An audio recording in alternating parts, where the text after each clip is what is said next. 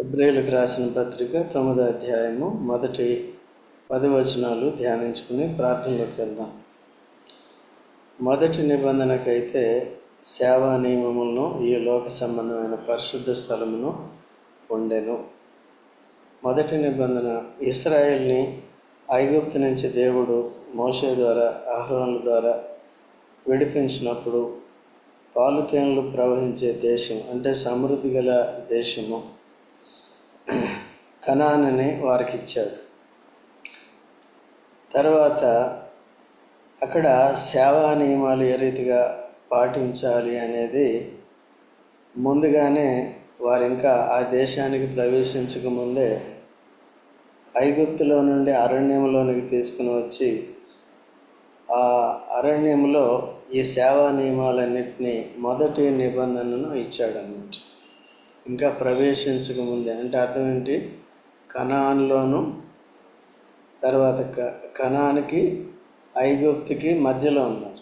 కనానికి ఐగుప్తుకి మధ్యలో ఉన్నారు. మనం ఎక్కడున్నాం కదా? లోకానికి పరలోకానికి మధ్యలో ఉన్నాం కదా. అయితే ఇప్పుడు ఇక్కడ సేవా నియమాలు ఇచ్చాడు. ఈ మధ్యలో మనం ఏం చేయాలండి? ఈ సేవా నియమాలన్నింటినీ పాటించాలన్నమాట. ఆ సేవా నియమాలు ఏంటో తెలుసుకోవాలన్నమాట. సో అందుకనే మొదటి నిబంధన అది ఛాయగా ఉంది, మనందరికీ తెలుసు. సత్యము క్రీస్తు యేసునందు నెరవేరింది.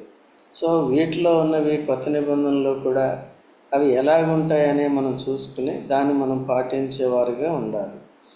మొదటి నిబంధనకైతే సేవా నియమాలు, సేవ చేయటం నియమ ప్రకారం చేయాలి. అందుకనే అపోస్తలుడైన పౌలు కూడా చూడండి, 2వ తిమోతి 2వ అధ్యాయము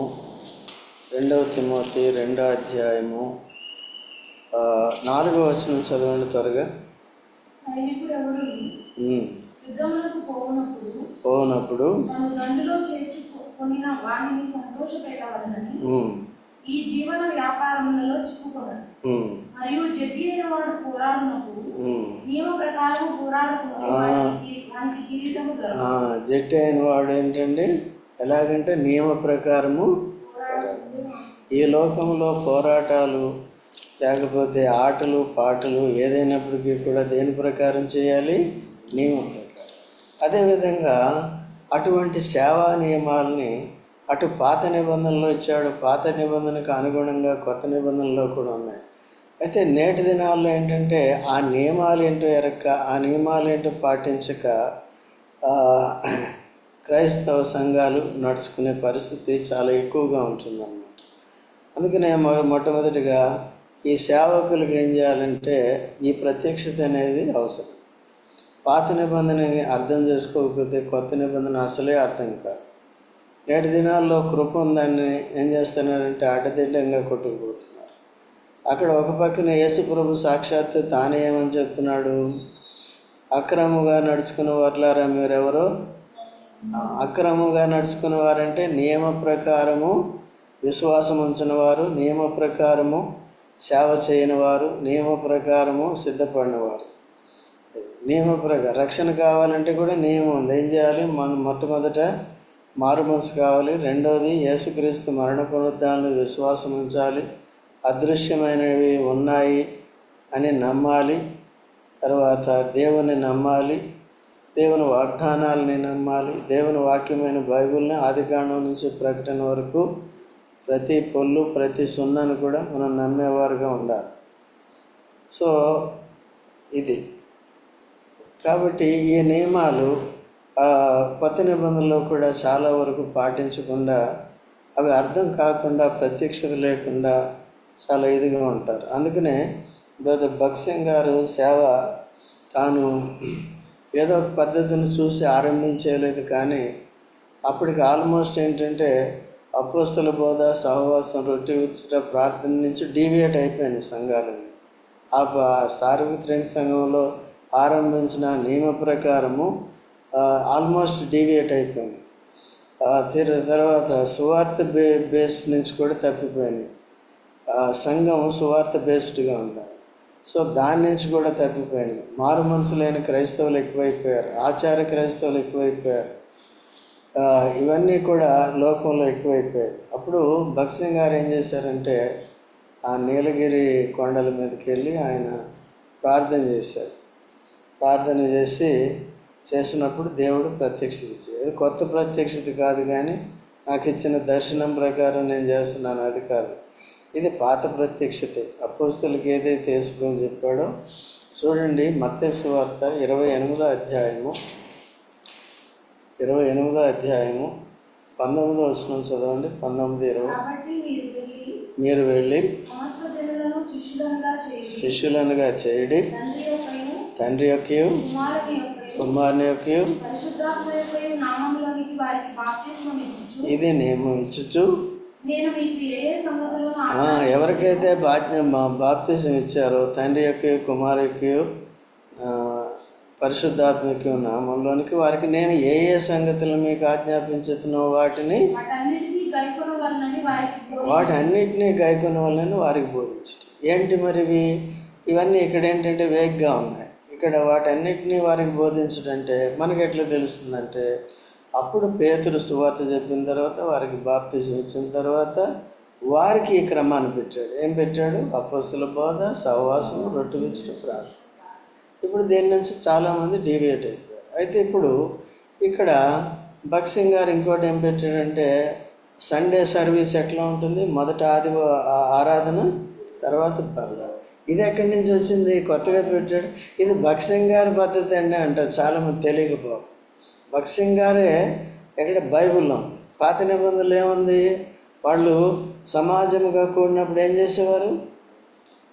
దహన బలి, ఇంకేదైనా అర్పించారా? అంతే. సమాధాన బలి, పాప పరిహారార్థ బలి అయిపోయింది. సో అప్పుడప్పుడు పండుగలు జరిగినప్పుడు ఏం చేస్తారు? పాప పరిహారార్థ బలి. అప్పుడు మళ్ళీ తప్పులు ఒప్పుకొని ఏం చేయాలి? ఇప్పుడు అది మనకి ప్రతి ఆదివారం సమాధాన బలిలోనే వచ్చిందన్నమాట. మన తప్పులు ఒప్పుకుని సరి చేసుకునే విధానం ఎక్కడుందండి? ఆరాధన. అది అందుకని మొదటి దహన బలి, రెండవది సమాధానం. దేవునితో సమాధాన పడాలి, ఒప్పుకోవాలి, సరి చేసుకోవాలి. ఆ ప్రకారము జీవితాన్ని కొనసాగించాలి. ఇది ఇచ్చారన్నమాట. అయితే ఇప్పుడు భగత్ సింగ్ గారు ఏం చేశారంటే, తనకి కలిగిన దర్శనం ఈ విధంగా ఎక్కడా కూడా ఆయన రాయలేదు. అక్కడక్కడ చిన్న పాయింట్లు టచ్ చేసినప్పటికీ కూడా బుక్స్లో, లేకపోతే బోధల్లో అక్కడక్కడ కొద్దిగా చెప్పినప్పటికీ కూడా నాకు ఇటువంటి ప్రత్యక్షత వచ్చింది ఇదే అని ఖచ్చితంగా చెప్పలేదు. అందుకనే చాలామంది ఈవెన్ సీనియర్స్ కూడా, సేవకులైన వారు కూడా ఏం చేస్తున్నారంటే, ఇది భగత్ సింగ్ గారి దర్శనం అండి. ఎక్కడుందండి బైబిల్లో భగత్ సింగ్ గారి దర్శనం? మానవుడు చెప్పాడంటే చేసేస్తాం లేదు. ఇది ఎట్లా ఉండాలి? బైబిల్లో ఉన్న నియమాన్నే తీసుకోవాలి, కానీ కొత్త నియమాన్ని తీసుకోవాలి. సో అట్లా అపోస్తలుల బోధ అంటే, అపోస్తలు మనకు పునాది వేశారన్నమాట. అపోస్తలు ఆ సంఘాన్ని ఏ రీతిగా స్థాపించారో, ఆ సంఘానికి ఎటువంటి నియమ నిబంధనలు పెట్టారో, అందుకనే వాటిని అపోస్తల కార్యముల్లోనే చూసుకోవాలి. అపోస్తల బోధ అంటే ఇంగ్లీష్లో ఏముందంటే, ఇట్ ఈజ్ నాట్ జస్ట్ బోధ. ఇప్పుడు నేను చేసే బోధ వంటిది కాదు అది. It is a doctrine. Doctrine అంటే సిద్ధాంతము, పద్ధతి, నియమము అని అర్థం అన్నమాట. అందుకని ఎఫెసీయులకు రాసిన పత్రికలు ఏమంటాడు? 1:20, 1:20-21 ఆ బలాతిశయం చేత లేపి ఆధిపత్యము కంటేను సారీ 2:20 చదవండి దయచేసి. క్రీస్తు యేసే ముఖ్యమైన మూలరాయి, ఆయన పక్కన పెట్టి ఎవరు సంఘాన్ని కట్టలేరు. తర్వాత పునాది, అది సువార్త అంటే ఏంటో వారికి చెప్పారు. తర్వాత వారికి తండ్రి కుమార పరిశుద్ధాత్మ నామములో బాప్తిసం ఇచ్చారు. పరిశుద్ధాత్మని వరాన్ని వారు పొందారు, నమ్మిన వారంతా, బాప్తిసం తీసుకున్న వారంతా. తర్వాత వారు అపోస్తలు వేసిన దేంట్లోనికి వచ్చారు. అంటే ఈ డాక్ట్రిన్ అపోస్తల బోధ అంటే ఇది సామాన్యమైన బోధ కాదు, కానీ వాళ్ళు నియమ నిబంధనలన్నీ కూడా నియమిస్తారు. సో దాని ప్రకారం ఆ వాటి మీదే సంఘం అనేది కట్టబడాలి. సరే, మనం ఇక్కడికి వద్దాం, టైం అయిపోతుంది. మొదటి నిబంధనకి ఏమున్నాయండి? సేవా నియమాలు ఉన్నాయి. అది ఈ లోక సంబంధమైన పరిశుద్ధ స్థలము. ఇప్పుడు ఇది మన ఇది కూడా పరిశుద్ధ స్థలమే అనుకుందాం. ఇది పరిశుద్ధ స్థలం అటువంటిది లోక సంబంధం. అతి పరిశుద్ధ స్థలం పరలోక సంబంధం. ఇప్పుడు మనం యేసుక్రీస్తు ప్రభువుని నమ్ముకున్నాం. ఇక్కడే కాదు, బయట నమ్ముకోవచ్చు. చాలామంది బయటే నమ్ముకున్నారు. నమ్ముకున్నారు పశ్చాత్తాపడి. బయట అంటే ఇంట్లో కూడా నమ్ముకోవచ్చు, రోడ్డు మీద కూడా నమ్ముకోవచ్చు, ఎక్కడైనా నమ్ముకోవచ్చు. నమ్ముకున్న తర్వాత మీరు వచ్చిన తర్వాత ఇక్కడ యాజకుడు పరీక్షిస్తాడు. యాజకుడు అంటే సేవకుడు పరీక్షిస్తాడు. వీరికి నిజంగా మారు మనసు ఉందా లేదా అనుభవాన్ని కొన్ని రోజులు పరీక్షించి ఆయనకి ఏం చేస్తాడు? బాప్తిసం ఇస్తాడు. అది తండ్రి, కుమార, పరిశుద్ధాత్మ నామములో బాప్తిసం ఇస్తే అంటే ఈ పరిశుద్ధ స్థలంలోనికి ఆహ్వానిస్తాడు. ఈ పరిశుద్ధ స్థలంలోనికి చేర్చుకుంటాడు ఇక్కడ. ఓకే, అది పాత నిబంధనలో కూడా ఏముంది? పరిశుద్ధి ఏ సంబంధమైంది ఉంది? ఈ లోక సంబంధం. మనకే సంబంధమైంది ఉంది? ప్రస్తుతానికి ఈ లోకంలోనే ఈ మొదటి గుడారం ఉంటుంది. సంఘము మొదటి గుడారానికి సాదృశ్యంగా ఉంది. మొదటి గుడారం అతి పరిశుద్ధ స్థలము పరలోకానికి సాదృశ్యం ఉంది. యేసు ప్రభు ఎక్కడున్నాడు? ఇప్పుడు రెండవ గుడారంలోనికి వెళ్ళిపోయాడు. అందుకనే రెండవ గుడారంలోనికి ఎవరు వెళ్తారు? ప్రధాన యాజకుడు వెళ్తాడు. ఎన్నిసార్లు వెళ్తాడు? ఒక్కసారి. దేన్ని పట్టుకుని వెళ్తాడు? ఎవరి కొరకు వెళ్తాడు? తన కొరకు, ప్రజల కొరకు, అజ్ఞాన కృతముల కొరకు. తెలియక తప్పు చేసినప్పటికీ కూడా పరిహారం అనేది కావాలి, తెలుసుకోవాలి దాన్ని. అందుకనే వాక్యాన్ని నేర్చుకోవాలి. అట్లా మెచ్యూరిటీ అనేది వస్తుంది. అబ్రహామును పిలిచినప్పుడు ఆయనకి ఆత్మీయ పరిపక్వత రాలేదు. ఎప్పుడు వచ్చింది పరిపక్వత? ఇస్సాకుని బలిగా అర్పించినప్పుడు వచ్చింది. దేవుడు ఏంటో పూర్తిగా అర్థమైపోయింది. అందుకనే తన కుమారుని సైతం అర్పించడానికి వెనుదీయలేదు. దేవుడికి సాదృశ్యం అయిపోయాడు ఆయన. దేవుడు కూడా అట్లాగే యేసు ప్రభుని, తన కుమారుని, దేవుడు తండ్రి అయిన దేవుడు మన కొరకు అర్పించడానికి వెనుదీశాడా? అట్లా దానికి సాదృశ్యం అన్నమాట. ఇది అబ్రహాం యొక్క కుమారుని సమర్పించుకోవడం. సో సేవా నియమాలు ఉన్నాయి. ఈ త్వరగా చదువుకుందాం. 2వ వచనంలో ఎలాగనగా మొదటి గుడారం ఒక గుడారం ఏర్పరచబడిన అందులో ఏమున్నాయి? దీపస్తంభము, బల్లయు ఉండెను. ఏముందండి? దీపస్తంభం. దీపస్తంభం దేనికి గుర్తుగా ఉంది? వాక్యానికి గుర్తుగా ఉంది. ఓకే, వాక్యంలో మనం అంతకుముందు మీరు తిరిగి నిర్గమాకాండ 25వ అధ్యాయం నుండి 40వ అధ్యాయం వరకు అప్పుడప్పుడు చూసుకోండి. దాంట్లో దీపస్తంభం ఉంటుంది. ఆ దీపస్తంభం ఎలా చేశారు, దాంట్లో ఏమేమి ఉంటాయి, ఇవన్నీ కూడా ఉంటాయన్నమాట. సో ఈ బైబిల్ అంతా కలిపి దీపస్తంభం కింద మనం తీసుకోవచ్చు. ఓకే, దీంట్లో ఎన్ని బుక్కులు ఉన్నాయి? 7, 66, 36 ఎన్ని? 27 27 కరెక్టేనా? 27 26 ఎన్ని? తెలియదు. సో మొత్తం అన్నీ కలిపి ఏంటండి? దీపస్తంభం అయింది. వాక్యం దీపస్తంభం. కాబట్టి ఈ వాక్యం మనకి ఏమిస్తుంది? మన పాదాలకి నా త్రోవకు వెలుగు. అంటే మన పాపపు జీవితాన్ని అంతటిని కూడా చూపించేది. దేవుడు ఏం చేసినాడు, ఎలా చేశాడు, ఎందుకు చేశాడు, ఇవన్నీ తెలియజేసేది. తర్వాత ఈ లోకాన్ని మనుషుడు విడిచిపెట్టిన తర్వాత ఏం జరుగుతాయి, ఇవన్నీ కూడా రాసిపెట్టాడు.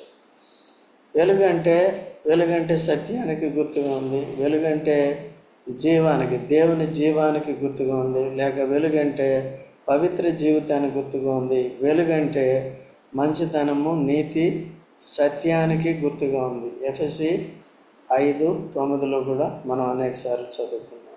సో దాంట్లో ఏమున్నాయండి? ఇప్పుడు మనకెవరు? యేసుక్రీస్తు ప్రభువే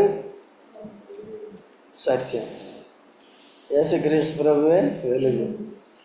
రైట్.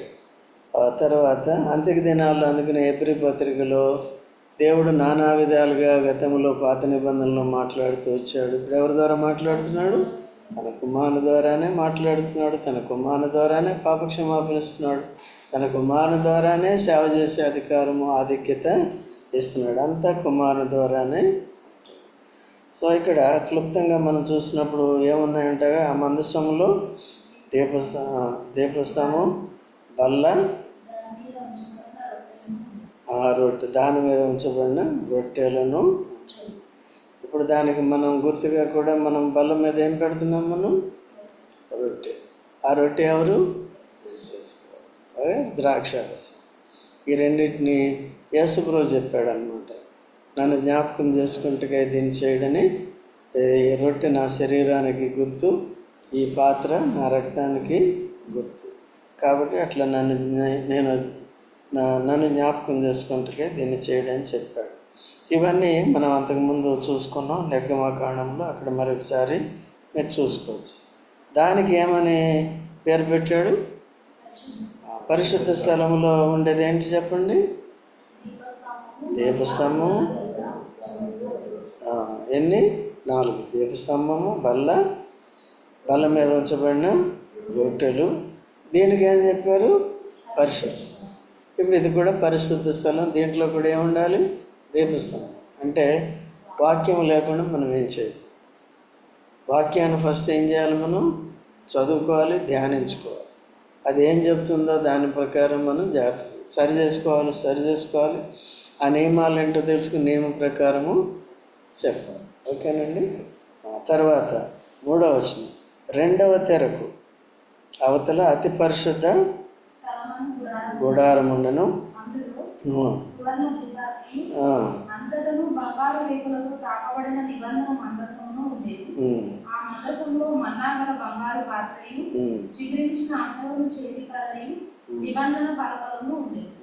ఏమున్నాయండి ఇక్కడ? రెండవ తెరకు అవతల ఏముంది? అతి పరిశుద్ధ స్థలమాను గుడారం ఉండను. అందులో ఏమున్నాయి? సువర్ణ, బంగారపు, అతి పరిశుద్ధ స్థలంలో బంగారపు ధూపార్తియు, అంతటిను బంగారు రేకులతో తాపబడిన నిబంధన మందసము. అంతకుముందు చూసుకున్నాను. మందసములు ఏమున్నాయి? మన్నాగల బంగారు పాత్ర, సిగరించిన ఆహారం కర్ర. అంటే అర్థం ఏంటి? యాజకత్వాన్ని దేవుడు అంగీకరించాడు. మధ్యలో ఇంకొక ఆయన వచ్చాడు. ఎవరు? కోరహు వచ్చి నేను కూడా యాజకుడినే అని చెప్పాడు. అయితే మోషేరా దేవుని దగ్గర ప్రార్థన చేద్దామంటే కోరహు వారందరూ ఏమైపోయారండి? తన సమూహం అంతా ఏమైపోయింది? నేల విరిచి అంతా సజీవ సమాధి. అందుకని ఎవరి కర్ర?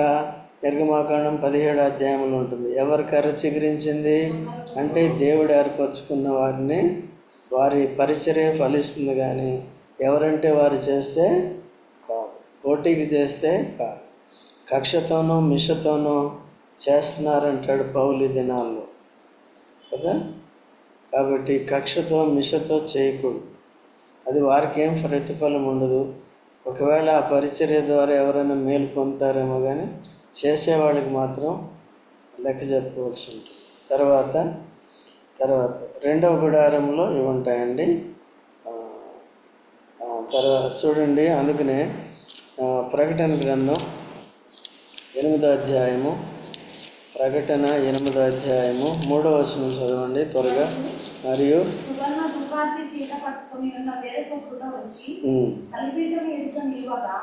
సింహాసనం ఎదుట ఉన్న సువర్ణ బలిపీఠము పైన పరిశుద్ధులందరూ ప్రార్థనలతో కలుగుటకై అతనికి బహు ధూప ద్రవ్యములు ఇవ్వబడింది. అప్పుడు ఆ ధూప ద్రవ్యముల పొగ పరిశుద్ధుల ప్రార్థనతో కలిసి దూత చేతిలో నుండి పైకి లేచి దేవుని సన్నిధిని. ఇప్పుడు కూడా పరలోకంలో ఏముందంటే సువర్ణం అంటే బంగారం కదా, బంగారు పాత్ర. ఆ పాత్రలో ఏమవుతున్నాయి? ఇక్కడ నుంచి వెళ్ళిన ధూపం అంతా ఏంటి? ఆ ధూపం ఆరాధనే కానీ ప్రార్థనే కానీ, ఆరాధన ప్రార్థన యాచనలు అన్నీ కూడా వెళ్ళి ఎక్కడ పడుతున్నాయి? అయితే అది ఎవరి మీద కుమ్మరింపబడుతుంది? అభ్యంతరపరిచిన వారి మీద కుమ్మరింపబడుతుంది. అది దేవుని ఉగ్రత కింద మారుతుంది అన్నమాట. ఓకే, ఏముందమ్మా, ఎవరి మీద పడుతుంది? తీసుకొని బలిపీఠం పైన నిప్పులతో దానిని నింపి భూమి మీద పడవేయగా పురుగులు ధ్వనులు. చూసారండి, ఎందుకంటే యేసుక్రీస్తు ప్రభుని హింసించారు, యేసు ప్రభుకి అన్యాయం తీర్పు తీర్చారు.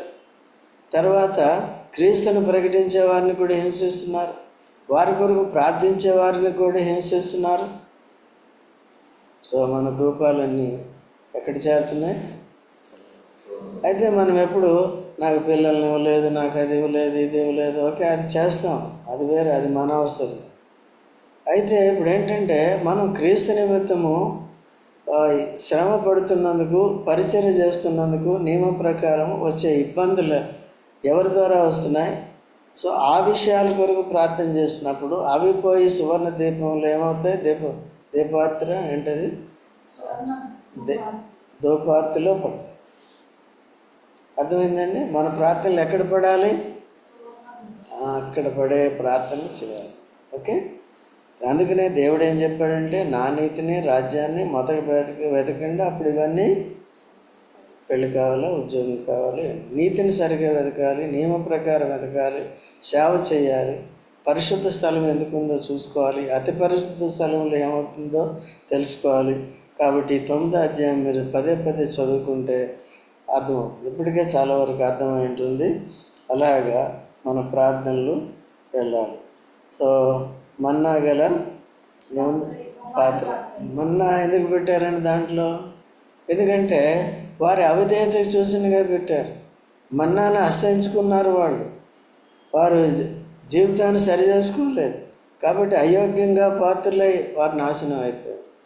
దాని గురించి పౌలు కూడా 1 కొరింథీ 10వ అధ్యాయము 3-4 వచనాలు 7వ వచనం వరకు కూడా రాస్తాడనమాట.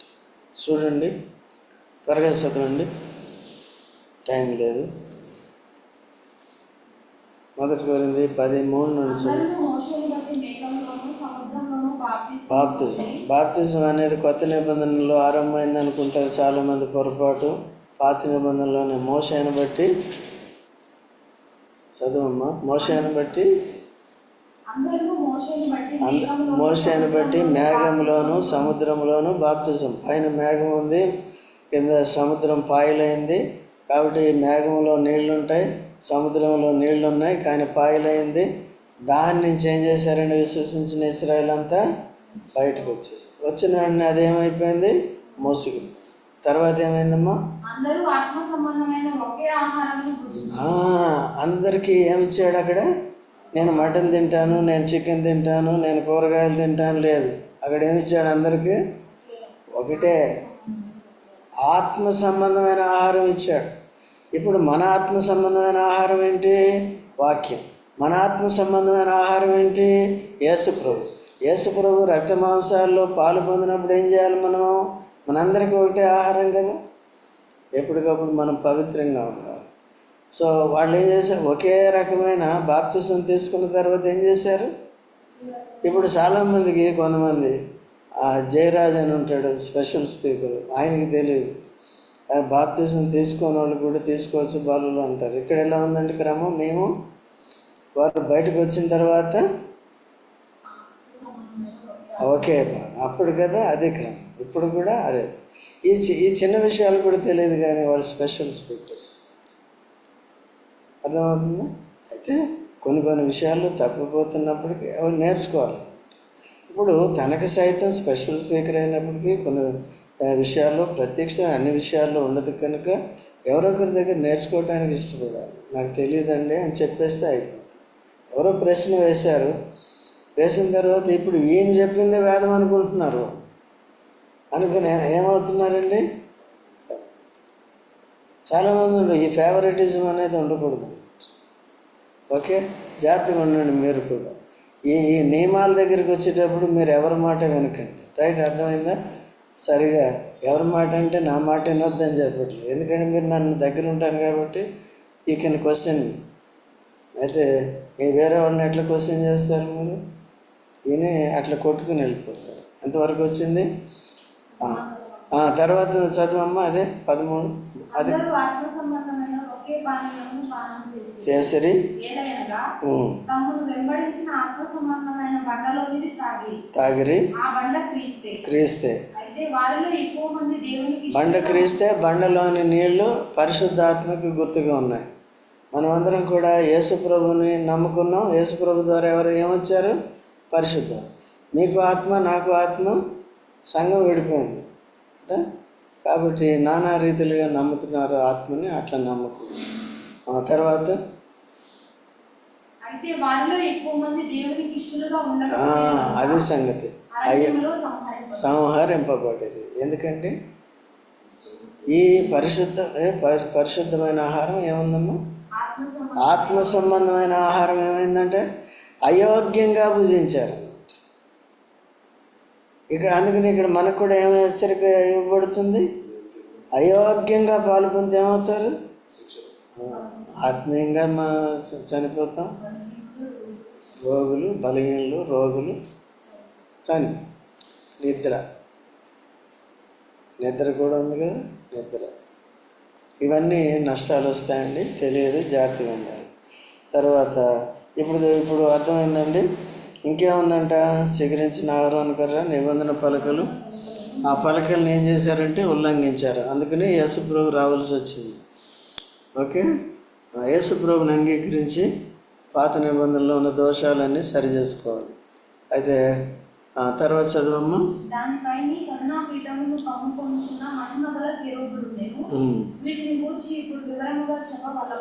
దానిపైన ఉంది. ఇది కూడా మనం చూసాం. ఏముందంటే కరుణ.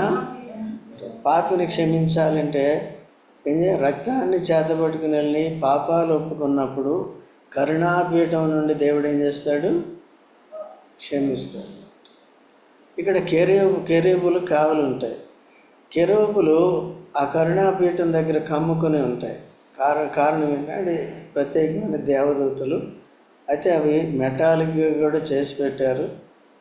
అది మెటాలిక్ కాబట్టి అది నిజానికి ఎక్కడ కెరూబులు ఎక్కడ ఆరంభమైనాయో తెలుసా మీకు?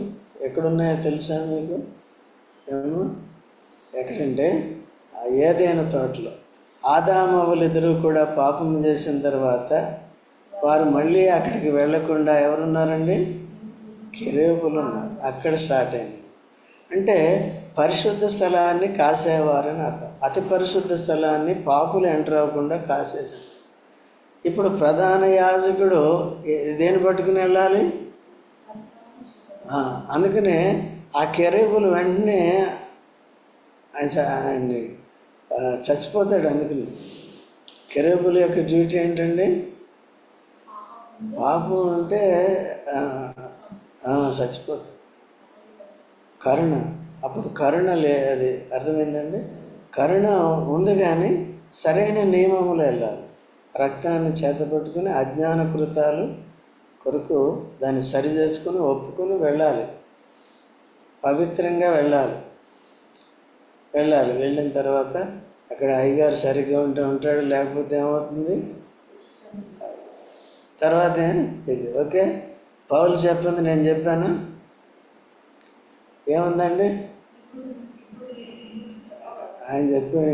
ఇంకా ఏదేదో చెప్పేవాడు. అంటే మనకు సమయాభావం ఉంది కదా, అందుకని త్వరగా చెప్తాను. ఓకే, కాబట్టి అది క్లుప్తంగా మనం అర్థం చేసుకునే విధానం అదనమాట. ఆనాడు పాపులైన వారు ఏదంలోకి వెళ్లకుండా, తర్వాత జీవవృక్ష ఫలాన్ని తినకుండా ఏం చేశారండి? కెరూబులు దాన్ని క్లోజ్ చేసి పెట్టారు. వాళ్ళు ఉన్నారు బయటికి వెళ్ళి తీర్పు తీర్చే వరకు కూడా అక్కడే ఉన్నారు. ఓకే, ఆ తర్వాత ఇప్పుడు క్రీస్తు యేసులో మనం దేన్ని సమీపిస్తున్నాం చెప్పండి? కృపాసనం. యేసు ప్రభు ద్వారా ఏమొచ్చింది మనకి? కరుణ కూడా ఇంచుమించు అలాంటిదే. దేవుడు క్షమించడం, దయ కలిగి క్షమించడం. ఓకే, కాబట్టి క్రీస్తుల ద్వారా మనకి కృప వచ్చింది. కృప ద్వారా క్షమాపణ వస్తుంది. కాబట్టి మనం ధైర్యంతో కృపాసనం ఎదుకు ఏం చేస్తున్నాం? యాజకులుగా వెళ్తున్నాం. తర్వాత మనం త్వరగా యాజకులు చూసారండి, సేవ చేయొచ్చు. నిత్యమును ఈ మొదటి గుడారంలోనికి వెళ్ళుదురు కానీ సంవత్సరంలో ఒక్కసారి మాత్రమే ప్రధాన మొదటి గుడారంలో ఎక్కడికి ఎప్పుడు వెళ్ళాలి? నిత్యము వెళ్ళాలి. ఎవరు వెళ్ళాలి? యాజకులు. యాజకులు అంటే ఎవరు? మనం. యేసు రక్తం చేత కడబడిన మనం వెళ్ళాలి. ఎందుకు వెళ్ళాలి? ఆయన ఆరాధన, ధూపం వేయటానికి. అది ఆరాధన ధూపం అవుతుంది. ఇంకేంటి? ప్రార్థన ధూపం. సో ఏది అర్పించినప్పటికీ ధూపం అవుతుంది. ఓకే, వెళ్ళాలి. ఎప్పుడు వెళ్ళాలి? నిత్యము వెళ్ళాలి. ఎందుకంటే రోజు మీటింగులు. ఎప్పుడు వెళ్ళాలి? ఈ రాజుగారికి ఏం పని లేదండి. ఆయన అక్కడ కూర్చుంటాడు, వచ్చేస్తాడు అనుకుంటాడు. పైకి చెప్పబోయని లోపల ఉంటాయి కదా. నాకు ఇన్ని పనులు ఉంటాయి, ఇన్ని సమస్యలు ఉంటాయి, ఇన్ని ఇబ్బందులు ఉంటాయి, ఇవన్నీ ఎట్లా అనుకుంటారు కదండి. కాబట్టి ఏమున్నాయండి ఇక్కడ? యాజకులు దేంట్లోకి వస్తారు? మొదటి కూడా ప్రధాన యాజకుడు ఎక్కడికి వెళ్తాడు?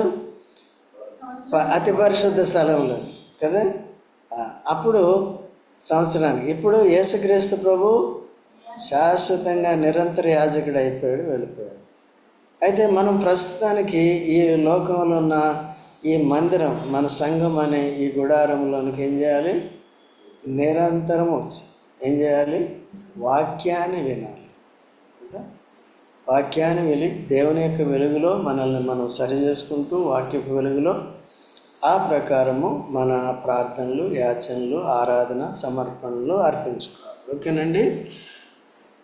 తర్వాత చదవండి. ఓకే, అదే రెండవ గుడారం అంటే ఇప్పుడు పరలోకం. మొదటి గుడారం అంటే ఇప్పుడు మనం ఉండే సంఘం. అర్థమైంది? ఇది లోక సంబంధమైంది, అది పరలోక సంబంధమైంది. ఇప్పుడు వేరే అయినాయి. దైనిక సాదృశ్యంగా పాత నిబంధన గుడారంలో ఏమున్నాయి? మొదటి గుడారము, తర్వాత తెర వెనుక అతి పరిశుద్ధ స్థలములు ఏమున్నాయి? రాయబడి ఉన్నాయి. మొదటి గుడారములు ఏమున్నాయి? రాయబడి ఉన్నాయి. మళ్ళీ ఒకసారి చదువుకోండి. తర్వాత 4వ అధ్యాయంలో ఇప్పుడు 8వ వచనం త్వరగా చదువమ్మా. దీనిని బట్టి ఆ మొదటి గుడారం ఇంకా నిలుచుచుండగా అతి పరిశుద్ధ స్థలంలో ప్రవేశించే మార్గము బయలుపరచబడలేదని పరిశుద్ధాత్మ తెలియజేయుచున్నాడు. చూసారా? దీన్ని బట్టి మొదటి గుడారం ఇంకా నిలిచి ఉండగా అతి పరిశుద్ధ స్థలంలోనికి ప్రవేశించే మార్గము బయలుపరచబడలేదని పరిశుద్ధాత్మ తెలియజేయుచున్నాడు. అది ఇప్పుడు ప్రధాన యాజకుడు ఒక్కడే అతి పరిశుద్ధ స్థలంలోకి వెళ్ళేవాడు కదా. మిగిలిన యాజకుల సంగతి ఏంటి? They cannot enter unless they become ప్రధాన యాజకుడు కదా, హై ప్రీస్ట్ అయితేనే కానీ వెళ్ళలేడు. అయితే ఇప్పుడు మన ప్రధాన యాజకుడు వెళ్ళిపోయాడు కదా. ఎందుకు వెళ్ళిపోయాడు? అందుకనే పాత నిబంధన తీసివేయబడింది. పరిశుద్ధ స్థలములోనికి యాజకులు వెళ్ళే, లేకపోతే పరిశుద్ధులు వెళ్ళే అవకాశం లేదు. కాబట్టి యేసుక్రీస్తు ప్రభు ఏం చేశాడంటే ఆ తెరను చించివేసి, సిలువైపోయినప్పుడు ఏమైంది? అడ్డు తెర చినిగిపోయింది. ఇప్పుడు అందరినీ కూడా పరలోకానికి తీసుకెళ్ళటానికి అర్హులుగా చేశాడు. తన శరీరం అనే హెబ్రీ 10:19 అనేకసార్లు చదువుకున్నాం, గుర్తుపెట్టుకోండి. తన శరీరం అనే తెర ద్వారా నూతన మార్గాన్ని మనకి ఏర్పాటు చేశాడు.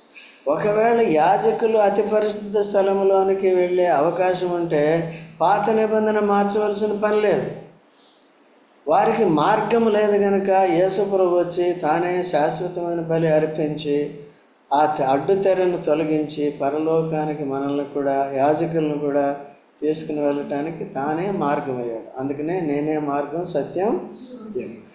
కాబట్టి మొట్టమొదటిగా మనల్ని యాజకులుగా చేసి వెళ్ళాడు. రెండోసారి వచ్చి ఏం చేస్తాడు? మనల్ని యోహాను సువార్త 14:6 ప్రకారము, 14వ అధ్యాయం 2వ వచనం ప్రకారము, నేను మరలా వచ్చి నేనుండే స్థలంలో మీరును ఉండలేదు. నేనే స్థలంలో ఉంటాను?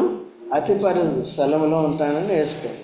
అతి పరిశుద్ధ స్థలంలో మనల్ని తీసుకెళ్ళి కదా. ఈ లోకంలో లోక సంబంధమైంది ఇది. కాబట్టి ఇక్కడి నుంచి ఇది పరిశుద్ధ స్థలం అయినప్పటికీ ఇంకా అపవిత్రత ఉంటుంది. కాబట్టి బల్ల అనేది మనల్ని అక్కడే అందుకనే కొత్త నిబంధన ఇప్పుడు అర్థమైంది. కొద్దిగా కొత్త నిబంధన ఎందుకు చేయబడింది? యాజకులకు అతి పరిశుద్ధ స్థలంలో వెళ్ళే మార్గం యేసు ప్రభు ద్వారా ఏమైంది. అందుకని ఇప్పుడు ఆల్రెడీ మన మాటలు వెళ్తాయి, మన క్రియలు వెళ్తాయి. అయితే మనం ఎప్పుడు వెళ్తాం? మన శరీరం అనే గుడారం శిథిలం అయిపోవాలి, ఇది పోవాలి. ఇది చచ్చిపోతే ఆత్మ బయటకు వస్తే అప్పుడు యేసుప్రభు రెండోసారి తీసుకొచ్చి ఆ మహిమా దేహాన్ని మనకు కూడా ఇచ్చి, పరలోకపు దేహాన్ని మనకు కూడా ఇచ్చి ఏం చేస్తాడు? దాంతోపాటు సదాకాలం పెట్టుకుంటాడు. ఓకేనండి. ఇప్పుడు చదవండి. ఆ గుడారము ప్రస్తుత కాలమునకు ఎలా ఉందంట? ఉపమానముగా ఉన్నది. మనస్సాక్షి విషయంలో ఆరాధకునికి సంపూర్ణ స్థితి కలుగ చేయలేని అర్పణలను బలులను అర్పింపబడుచున్నది. చూసారా? అది పాత నిబంధన ఎట్లా ఉందండి? కొత్త నిబంధనకి ఉపమాన రీతిగా ఒక సాదృశ్యంగా. ఇప్పుడు ఉపమానం అంటే తెలుసా మీకు? దేవుని వాక్యము విత్తనముతో పోల్చబడింది. విత్తనం అనేది ఎక్కడ మనకు తెలుసు? భూలోకంలోనే ఉంటుంది విత్తనం. విత్తనం అనేది ఇప్పుడు వడ్లు కానీ ఏది కానీ ఇవి అనేకమైన విత్తనాలు ఉంటాయి. విత్తనాలు చల్లితే ఏమవుతాయి? మొక్కలు వస్తాయి. మొక్కలు వచ్చి మళ్ళీ ఏమవుతాయి? అవి విత్తనాలను ఇస్తాయి. అట్లా మనకు కూడా ఈ వాక్యం అనే విత్తనాన్ని దేంతో పోల్చి, అది ఎట్లా ఫలిస్తుందో మనం కూడా ఏం చేయాలి? మన హృదయంలో నాటాలంటే అట్లా నాటగలమా? ముందేం చేయాలి? రాతి నేలను సదం చేయాలి, తర్వాత ముళ్ళ తొప్పులు తీసేయాలి, తర్వాత నేలని మెత్తగా చేయాలి. అందుకనే మన హృదయం అనే నేలను ఏం చేయాలి? పశ్చాత్తాపడాలి, సరి చేసుకోవాలి, పనికిరాని ఏర్పాడేయాలి. అప్పుడు వాక్యం అనే నీరుతో తడపాలి, హృదయాన్ని మెత్తని చేసుకోవాలి. రాతి హృదయం ఉంటే ఫలించదు, కఠిన హృదయం ఉంటే ఫలించదు. ఏముండాలి? మెత్తని హృదయం, మాంసపు హృదయం. యెహెజ్కేలు 36:26 ఏం చెప్పాడు?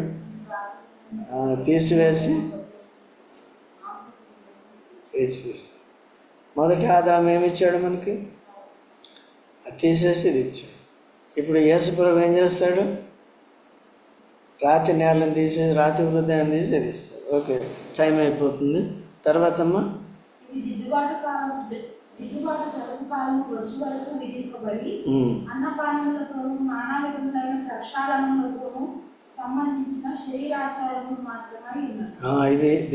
వచ్చే కాలం వరకు ఇవన్నీ శరీరాచార.